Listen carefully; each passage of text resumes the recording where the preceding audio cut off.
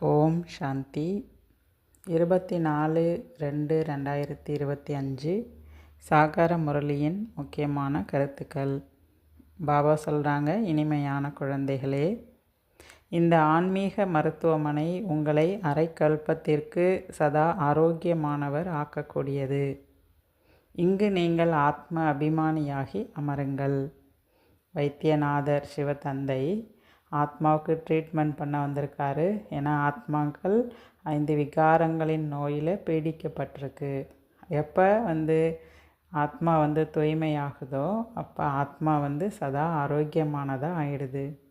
ஆக இங்கு நீங்கள் செய்ய வேண்டிய முயற்சி என்னென்னா ஆத்ம அபிமானி ஆகணும் அப்படின்றார். பாபா கேள்வி கேட்குறாரு, தொழில் முதலியவை செய்து கொண்டிருக்கும் போதும் எந்த டைரக்ஷனை புத்தியில் நினைவில் வைக்க வேண்டும்? பதில், நீங்கள் எந்த ஒரு உயிருடன் இருப்பவர்களையும் மற்றும் இறந்தவர்களையும் நினைவு செய்யாதீர்கள். சாகாரி ஆகாரி யாரையுமே நினைவு செய்ய வேண்டாம். ஒரு தந்தையின் நினைவில் இருந்தது, அதாவது ஒரு பாபாவினுடைய நினைவு இருந்தது என்றால் விகர்மம் விநாசமாகும் என்பது தந்தையினுடைய டைரக்ஷன் ஆகும். எவரும் இதற்காக நேரமில்லை என்று கூறவே முடியாது. அனைத்தையும் செய்து கொண்டே நினைவில் இருக்க முடியும். எனக்கு டைமே இல்லை நினைவு செய்யறதுக்குன்னு சொல்ல முடியாது. ஏன்னா எப்படி ஒரு சான்ஸ் பாபா கொடுத்துருக்காரு, கர்ம யோகியாக இருக்கலாம். கர்மத்தில் கூட நீங்கள் தந்தையை நினைவு செய்யலாம். ஏன்னா நினைவுக்கு கர்மேந்திரியங்கள் இம்பார்ட்டன்ட் இல்லை, புத்தி தான் ரொம்ப முக்கியம். இது மனம் புத்தி மூலமாக நினைவு செய்யக்கூடிய விஷயம். ஆக சூட்சமமாக மனம் புத்தி மூலமாக நினைவு செய்து கொண்டே கர்மா நீங்கள் செய்ய முடியும். ஆகையினால டைம் இல்லைன்னு சொல்லாதீங்க அப்படின்றார். ஓம் சாந்தி. இனிமேலும் இனிமையான ஆன்மீக குழந்தைகளுக்கு தந்தையின் குட் மார்னிங். குட் மார்னிங்க்கு பிறகு தந்தையை நினைவு செய்யுங்கள் என்று குழந்தைகளுக்கு கூறப்படுகிறது. பதீத பாவனரை பாவனமாக்குங்கள் என்று அழைக்கவும் செய்கின்றனர். எனவே தந்தை முதலிலேயே ஆன்மீக தந்தையை நினைவு செய்யுங்கள் என்று கூறுகின்றார். ஏன்னா எதற்காக நீங்கள் தந்தையை அழைச்சிங்களோ அந்த தந்தை வந்துட்டார். எதற்காக நீங்கள் எந்த காரணத்துக்காக அழைச்சிங்களோ அதுக்காக வந்திருக்கேன், அதாவது உங்களை தூய்மையாக்க வந்திருக்கேன். ஆக முதல்ல நீங்கள் செய்ய வேண்டிய முக்கியமான விஷயமே தந்தையை நினைவு செய்யணும். ஏன்னா தந்தையின் நினைவின் மூலமாக தான் ஆத்மா தூய்மையாகும் அப்படிங்கிறத பாபா வலியுறுத்தி சொல்கிறார். ஆன்மீக தந்தையோ அனைவருக்கும் ஒரே ஒருவர் ஆவார். தந்தையை ஒருபொழுதும் சர்வ வியாபி என்று கருதப்படுவதில்லை. ஒரே தந்தை ஒரு இடத்துல தான் இருக்க முடியும், அவர் எல்லா இடத்துலையும் இருக்க முடியாது. எனவே எவ்வளவு முடியுமோ குழந்தைகள் முதலில் தந்தையை நினைவு செய்யுங்கள். ஒரு தந்தையை தவிர எந்த சாகாரம் மற்றும் ஆகாரத்தை நினைவு செய்யாதீர்கள். இது முற்றிலும் சுலபந்தானே.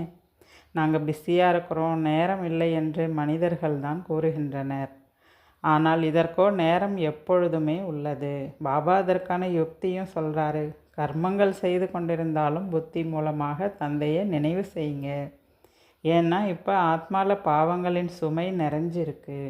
தந்தை நினைவு செய்வதன் மூலமாக தான் நம்முடைய பாவங்கள் எரிந்து சாம்பலாகும் என்பதை குழந்தைகள் அறிந்துள்ளீர்கள். இதுதான் ரொம்ப ரொம்ப முக்கியமான விஷயம். பாபா வந்திருக்கிறதே ஆத்மாவை தூய்மையாக்குவதற்காக. ஆக நேரம் இல்லைன்னு சொல்லாதீங்க. தொழில் முதலியவை செய்வதற்கு பாபா எந்த தடையும் கொடுக்கறதில்ல. அவை அனைத்தையும் செய்து கொண்டே தந்தையை மட்டும் நினைவு செய்தீர்கள் என்றால் விகர்மம் விநாசமாகும். சாது சந்நியாசி ரிஷி முனிவர் போன்ற அனைவருமே தவம் செய்கிறாங்க. எதுக்காக தவம் பண்ணுறாங்க? பகவானை அடைவதற்காக அவங்க தவம் பண்ணுறாங்க. ஆனால் எதுவரை அவர்களுக்கு தந்தையினுடைய அறிமுகம் கிடைக்கவில்லையோ அதுவரை அவர்களால் பகவானை சந்திக்க முடியாது. ஆக உங்களுக்கு அதற்கான ஞானம் கிடைச்சிருக்கு, அவங்களுக்கெல்லாம் கிடைக்கல. அவங்க தேடிட்டுருக்காங்க, அவங்க தவம் பண்ணிகிட்ருக்காங்க. ஆனால் உங்களுக்கு கிடைச்சிருச்சுங்கும்போது நீங்கள் பயன்படுத்திக்கங்க, தந்தையை நினைவு செய்யுங்க. உலகில் யாருக்குமே தந்தையினுடைய அறிமுகம் இல்லை அப்படின்றார், கிடைக்கல. ஆனால் உங்களுக்கு தந்தையினுடைய அறிமுகம் கிடைச்சிருக்கு. தேகத்தின் அறிமுகம் தான் முழு உலகத்தில் எல்லாருக்குமே இருக்குது. ஆனால் ஆத்மாவினுடைய அறிமுகம் யாருக்குமே இல்லை. ஆத்மாவின் அறிமுகத்தையோ எப்பொழுது தந்தை கூறுகின்றாரோ அப்பொழுது தான் எல்லாருமே புரிஞ்சிக்க முடியும். ஆத்மா மற்றும் சரீரம் ஆகிய 2 பொருட்கள் உள்ளன. ஆத்மா ஒரு நட்சத்திரம், மேலும் மிகவும் சூட்சமமானதாக இருக்கின்றது. ஆத்மாவை யாராலும் இந்த ஸ்தூல கண்களால் பார்க்க முடியாது. எப்பொழுது இங்கு வந்து அமர்கின்றீர்களோ அப்பொழுது ஆத்ம அபிமானியாகி அமர வேண்டும். ஏன்னா இது ஆத்மாவிற்கான ஞானம்தான். இது சரீரத்துக்கான விஷயம் இங்கே கிடையாது. தந்தை வருவதே ஆத்மாவை தூய்மையாக ஆத்மாவுக்கான ஞானம் கொடுக்க தான் வராரு. ஆகையினால சுயம் உங்களை ஆத்மா என்று உணர்ந்து அமர வேண்டும் அப்படின்னு பாபா சொல்கிறார். ஏன்னா இங்கே எதற்கான ட்ரீட்மெண்ட் உங்களுக்கு கொடுக்கப்படுதுன்னா ஆத்மாவுக்கானது அப்படின்றார். இது கூட உங்களை அரைக்கல்பத்திற்கு சதா ஆரோக்கியமானவராக ஆக்கிவிடும். ஆரோக்கியமானவர் ஆவதற்கான ஒரே மருத்துவமனை இதுதான். ஆத்மாவோ அழிவற்றது, ஒரு பொழுதும் ஆத்மா அழியாது. முழு நடிப்புமே ஆத்மாவில் தான் அடங்கியிருக்கு.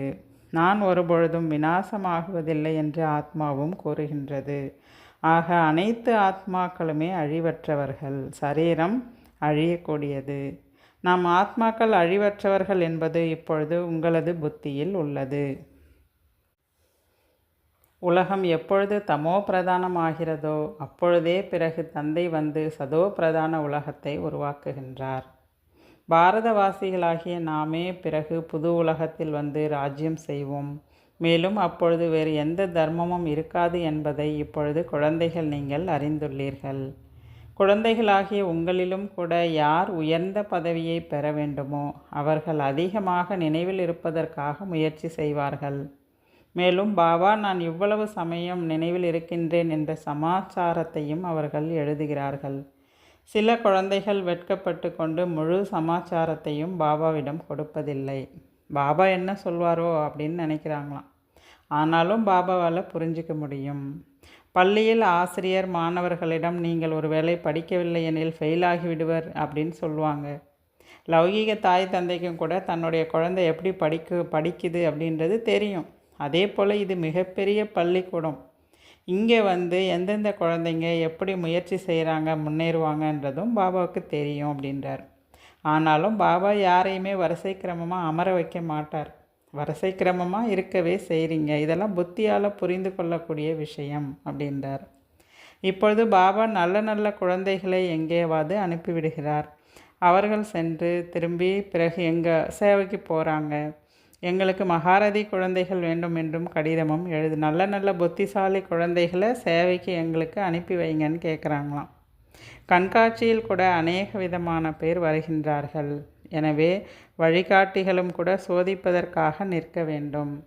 இவர் எத்தகைய மனிதர் என்பதை வரவேற்பவர்கள் நீங்களே புரிஞ்சுக்கலாம். யார் வந்து வரவேற்பறையில் இருக்கிறாங்களோ வரக்கூடிய ஆத்மா எப்படிப்பட்ட ஆத்மா, ஒரு பக்தி சார்ந்தவங்களாக இருக்காங்களா, தேடலில் இருக்காங்களா, இவங்க விரும்பி ஞானத்தை கேட்பாங்களா, பொழுதுபோக்குக்காக வந்திருக்காங்களா அப்படின்னு நீங்கள் பார்த்தே அவங்கள கணிக்கலாம். அப்படி நீங்கள் பார்த்தே புரிஞ்சுக்கிட்டு அவர்களை நீங்கள் வந்து பட விளக்கத்துக்கு கொண்டு போயிட்டு அழகாக விளக்கம் சொல்லலாம். நீங்களே முன்கூட்டியே அங்கே வரவேற்பறையிலே நீங்கள் இன்னார் எப்படிப்பட்டவர் என்பதை புரிஞ்சிக்க முடியும்.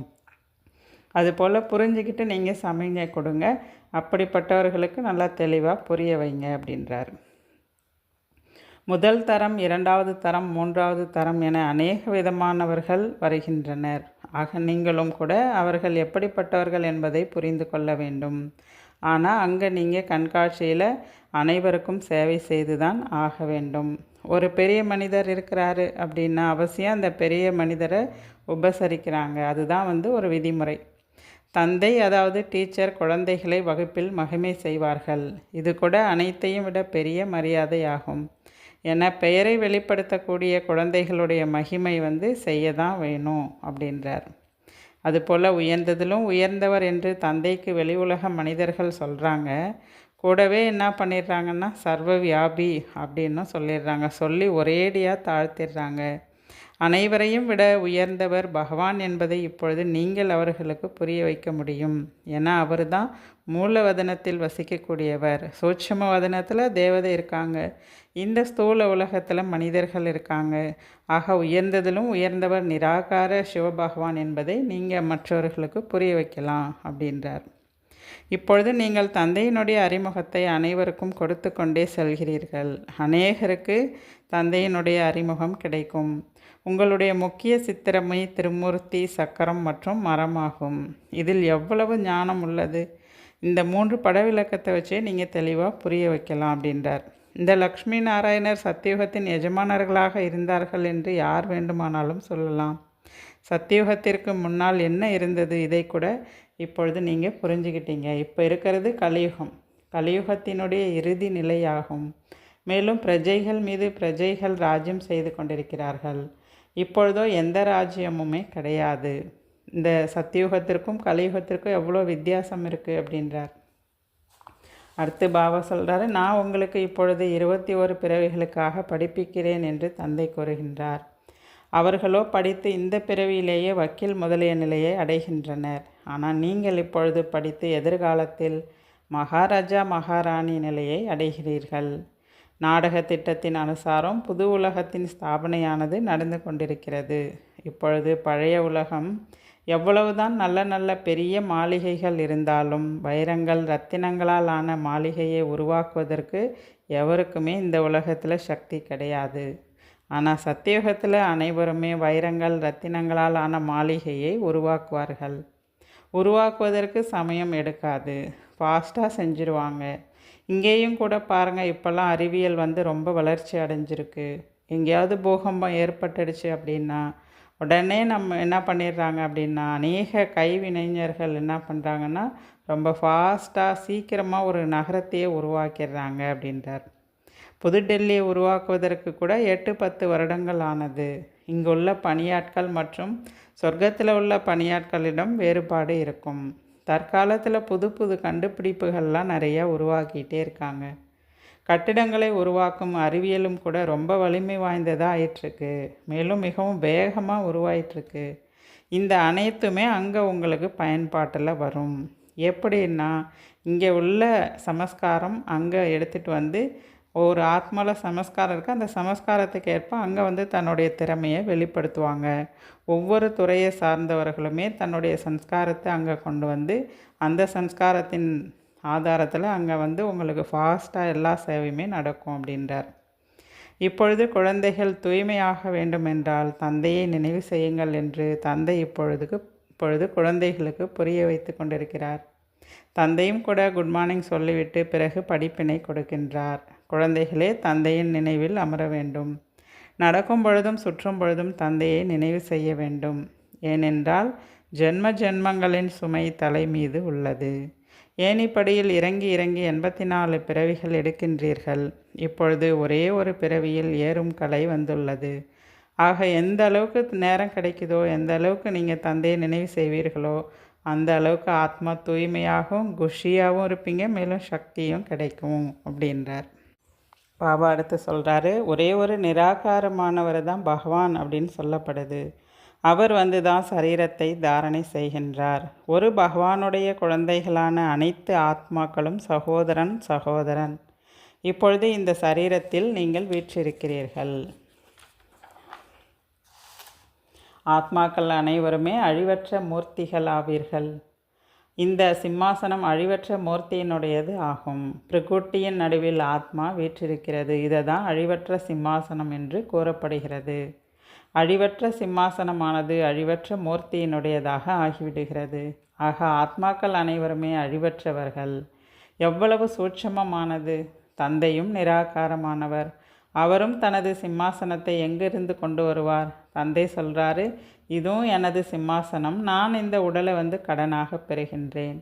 பிரம்மாவின் சாதாரண வயோதிக உடலில் தான் நான் வரேன். அவருடைய அழிவற்ற சிம்மாசனத்தில் தான் நானும் அமர்றேன்.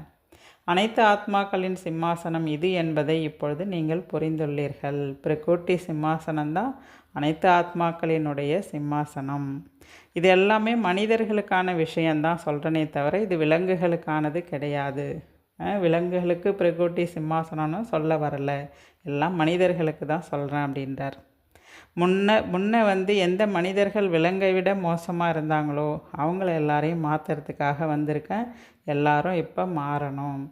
யாராவது விலங்கை பற்றிய விஷயத்தை கேட்டால் முதலில் தன்னை சீர்திருத்தம் செய்து கொள்ளுங்கள் என்று அவர்களுக்கும் கூட புரிய வைங்க அப்படின்றார்.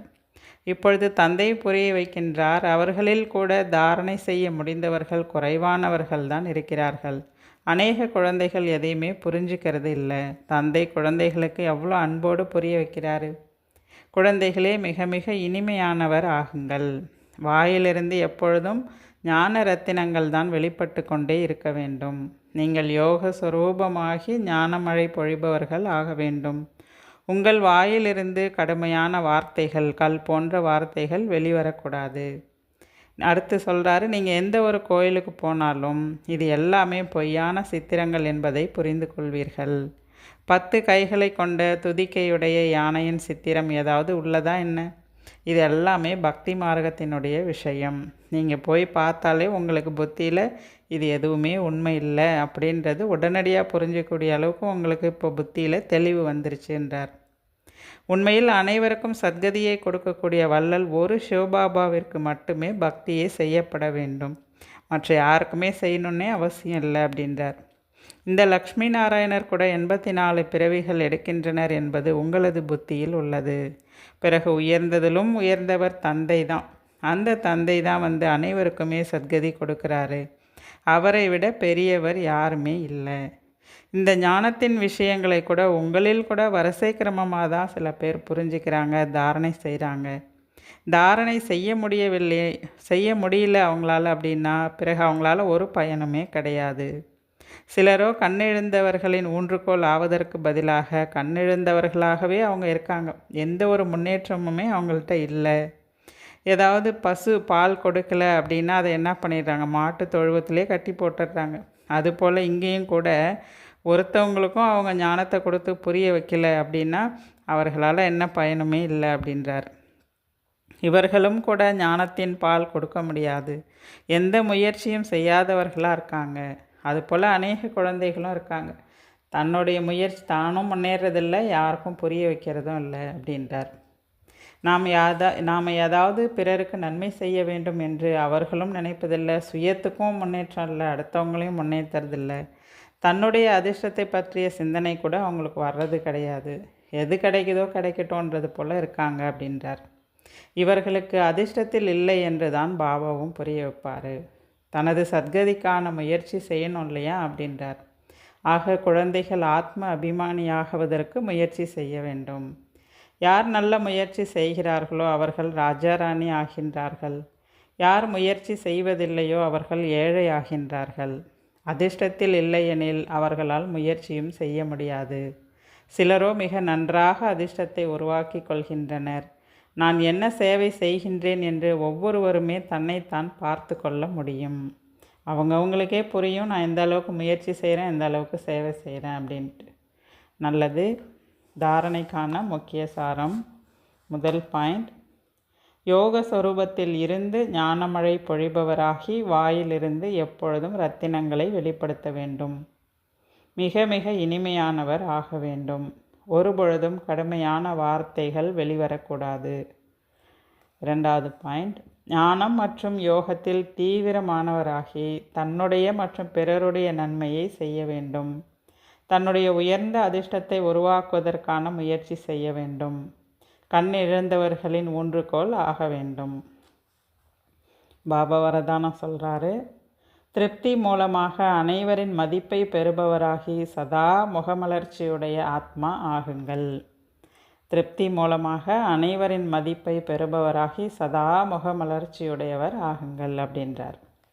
வரதானத்தின் விளக்கம் பாபா என்ன சொல்கிறார் அப்படின்னா, திருப்தியினுடைய அடையாளம் உடனடியாக மலர்ந்த முகமாக தென்படும். ஒருத்தவங்க திருப்தியாக இருக்காங்கன்னா அவங்களுடைய முகம் எப்பொழுதுமே மலர்ந்து இருக்கும். ஏன்னா அவங்களுக்கு ஒரு குறையும் இல்லை, குறையே எதுவும் இல்லைன்னா அவங்க எப்போவுமே மலர்ந்த முகத்தில் இருப்பாங்க.